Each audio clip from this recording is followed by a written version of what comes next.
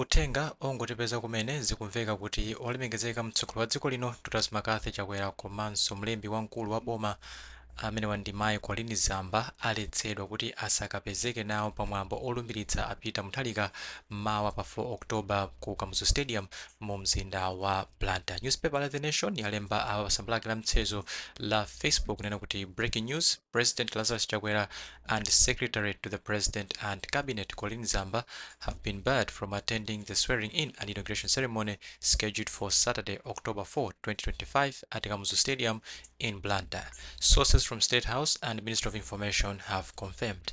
According to State House source who asked for anonymity, some members of the Inauguration Organizing Committee that Zamba has been chairing, especially those from Democratic Progressive Party, do not want Chakwera and Zamba at the event because it is none of their business. This is about the new government.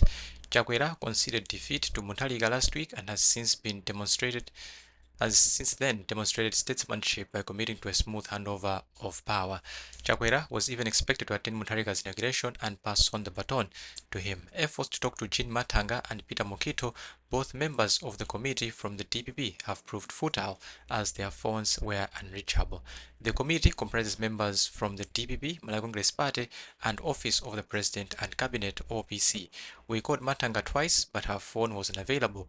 When we called Mokito thrice, but his phone was said to be busy. NKHANI ndi imene ya Malawi akuti olemekezeka mtsogoleri wa dziko lino Lazarus Chakwera komanso mlembi wamkulu wa boma mayi Colleen Zamba awuzidwa kuti kumwambo olumbiritsa apita muthalika asapiteko. Zimenezi akuti zatsimikizika ndi nyumba yachifumu State House komanso Unduna ofalitsa nkhani Ministry of Information. Zikuveka kuti munthu amene amagwira ku State House amene samafuna kuti anthu timudziwe dzina ona kuti anthu ena amene anali mu komiti yokonzekera kulumbiritsa president imene mayi Colleen Zamba ndi anali chairman kapena kuti wapampando wa komiti makamaka anzathu achipani cha DPP ananenetsa kuti sitikufuna olemekezeka achakwera komanso azamba kuti akapezeke kumwambo umene uchifukwa kuti zinthuzi sizikuwakhudza. Izi zikukhudza boma la Nyasa. Achakwera akulemba pamene kuti akunavomereza kugonja kwa muthalika wiki yatha ndipo alonjeza kuti akufuna kuti mphamvu zichoke ku MCP kupita ku DPP mwamtendere mwabata.